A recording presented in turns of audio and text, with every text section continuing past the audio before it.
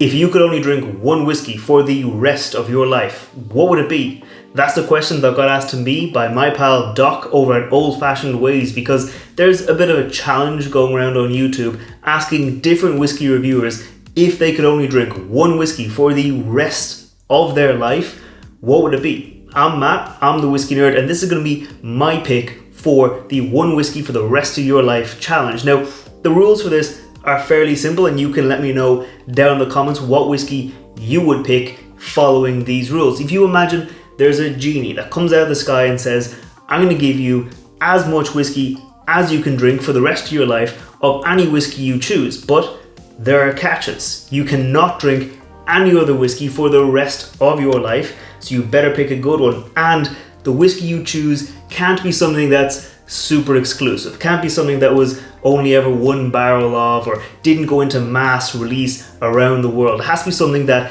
is a proper whiskey release, not just something that was a unicorn or that was one off. So with that in mind, let me know down in the comments what your pick would be. But for me, this right here is going to be my pick, the Redbreast 12-year-old cask strength Irish whiskey. Now, I've chosen this for a couple of different reasons. This is an Irish whiskey. Obviously, I'm an Irish person.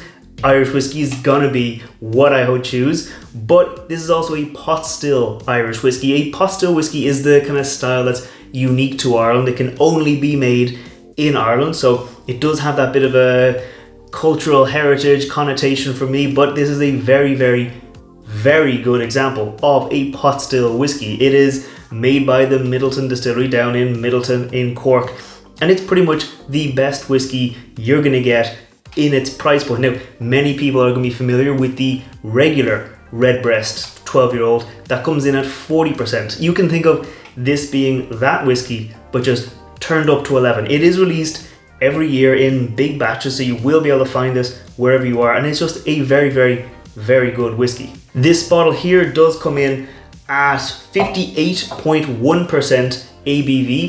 That's 116.2 proof, and it is a very, very syrupy, rich, full flavored whiskey. It's just so nice. And there are other Irish whiskies that I think I do maybe from time to time prefer to the Redbreast. There's Blue Spot, which is a fantastic Irish whiskey and also cask strength.